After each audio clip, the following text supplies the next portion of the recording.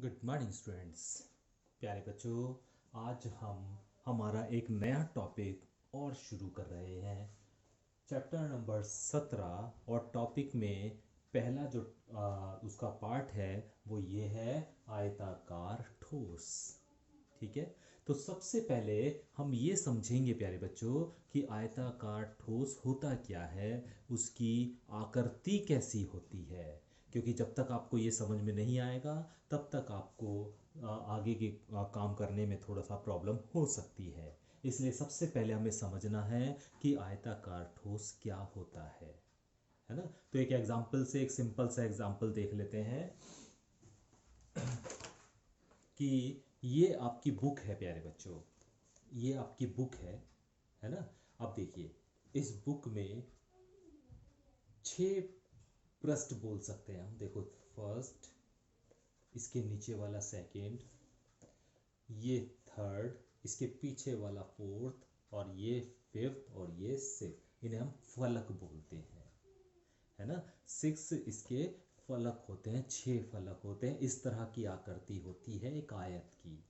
ठीक है, अब इसमें देखें आप तो प्यारे बच्चों, ये तो इसकी चौड़ाई हो गई, है ना।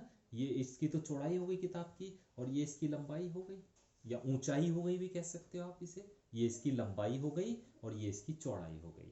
ठीक है, अगर मैं यूं पकड़ रहा हूं तो ये इसकी लंबाई है और ये इसकी चौड़ाई है, और ये प्यारे बच्चों इसकी ऊंचाई है। ये जो है यहां से यहां तक, ये इसकी ऊंचाई है।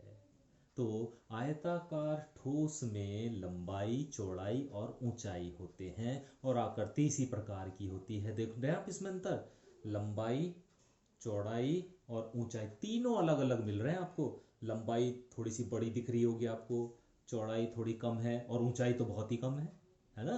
तो ये तीनों चीजें अलग अलग होती हैं आयताकार ठोस में। ठीक है, तो इस तरह की बिल्कुल सेम इसी तरह की आकृति होती है, जिसमें लंबाई होती है, चौड़ाई होती है और ऊंचाई होती है। ये आकृति मैंने यहाँ पर बनाया है। इस आकृति को, यही आकृति है वो जिसमें लंबाई, चौड़ाई और ऊंचाई दर्शाई गई है। ठीक है, तो किसी भी आयताकार ठोस में लंबाई, चौड़ाई और ऊंचाई होती है, और ये तीनों ही अलग अलग होती हैं। हम यहाँ पर लंबाई को L के द्वारा भी प्रदर्शित कर सकते हैं। L को इंग्लिश में हम लेंथ बोलते हैं, तो लंबाई को हम L के द्वारा प्रदर्शित कर सकते हैं। इसी तरह चौड़ाई को हम ब्रेथ यानी B के द्वारा इसे प्रदर्शित कर सकते हैं। ऊंचाई को हाइट यानी H के द्वारा इसे प्रदर्शित किया जा सकता है। ठीक है, आयताकार ठोस को प्यारे बच्चों घनाभ भी बोला जाता है। इस आकृति को हम घनाभ भी बोलते हैं। ठीक है, अब आयताकार ठोस आपको पहचान हो गई होगी कि किस प्रकार की आकृति होती है आयताकार ठोस की, जिसमें लंबाई, चौड़ाई और ऊंचाई होती है और अलग होती है। ठीक है, डिफरेंट होती है, लंबाई अलग होती है, चौड़ाई अलग, ऊंचाई अलग होती है। ठीक है, एक सी नहीं होती है, अलग अलग होती है। तो ऐसी आकृति आयताकार ठोस कहलाती है या घनाभ कहलाती है। ठीक है, तो अब इस आकृति के कुछ फार्मूले हैं प्यारे बच्चों, उन फार्मूलों को आपको अच्छे से याद रखना है। तो सबसे पहले, आयताकार ठोस का आयतन होता है लंबाई गुणा चौड़ाई गुणा ऊंचाई, L गुणा B गुणा H। फिर होता है आयताकार ठोस का विकर्ण, और विकर्ण बराबर होता है under root L² plus B² plus H²। फिर होता है आयताकार ठोस का संपूर्ण पृष्ठ। ठीक है, वो बराबर होता है 2 इंटू L गुणा B प्लस B गुणा H प्लस H गुणा M। तो ये 3 फॉर्मूले हैं आयताकार ठोस के आधार पर। इसका आयतन, इसका विकर्ण, इसका संपूर्ण पृष्ठ, तीनों फॉर्मूले आपको अच्छे से याद होने चाहिए, तभी आप इसके आधार पर क्वेश्चन कर पाएंगे। तो मुझे पूरी उम्मीद है प्यारे बच्चों कि आपको एक तो आयताकार ठोस की आकृति समझ में आ गई होगी। ठीक है, इसके ये फॉर्मूले आप ध्यान रखिए, नहीं याद कीजिए, ताकि आने वाली जो एक्सरसाइज है उसमें हम इन फॉर्मूलों का अच्छे से इस्तेमाल कर सकें। प्यारे बच्चों, अभी आपने पढ़ा कि आयताकार ठोस क्या होता है जिसमें लंबाई चौड़ाई और ऊंचाई अलग अलग होती हैं, वो एक आयताकार ठोस होता है या घनाभ होता है। लेकिन प्यारे बच्चों, यदि लंबाई चौड़ाई और ऊंचाई तीनों एक सी हो जाएं, ऐसा कोई बॉक्स ले लें हम जिसमें लंबाई भी, उसकी चौड़ाई भी और उसकी ऊंचाई भी सभी समान हो जाएं, तो वो आकृति घन बन जाती है। जब लंबाई चौड़ाई और ऊंचाई तीनों बराबर हो जाती हैं, एक सी हो जाती हैं, तो उस आकृति को हम घन बोलते हैं। ठीक है, तो ये अंतर आपको याद रखना है कि आयताकार ठोस या घनाभ कौन सी आकृति होती है और घन कौन सी आकृति होती है। तो यदि मान लिया घन की जो भुजा है वो ए दे रहा, मतलब लंबाई है, लंबाई आपको कुछ ना कुछ दे रखी है, तो वही चौड़ाई होगी वही ऊंचाई होगी अगर वो घन है ना, क्योंकि तीनों भुजाएं बराबर होती हैं।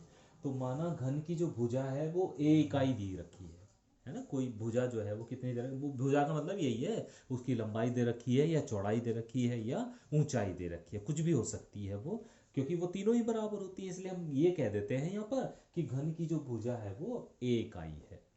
तो घन का जो आयतन होता है वो बराबर होता है ए की पावर 3 घन इकाई।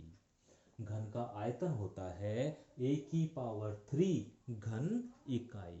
ठीक है, और घन का जो विकर्ण होता है वो बराबर होता है √3a² इकाई। इकाई का मतलब ये होता है प्यारे बच्चों, अगर सेंटीमीटर में दे रखा है आपको क्वेश्चन तो यहाँ पे सेंटीमीटर लिख दो, मीटर में दे रखा है तो यहाँ पे मीटर लिख दो, है ना, ये मतलब होता है इसका इकाई का। घन का जो संपूर्ण पृष्ठ होता है वो आता है 6a², यानी 6 इंटू भुजा का स्क्वायर, वर्ग इकाई। ठीक है, तो प्यारे बच्चों जब घन की आकृति बन जाती है तो ये 3 फॉर्मूले में भी चेंज हो जाता है।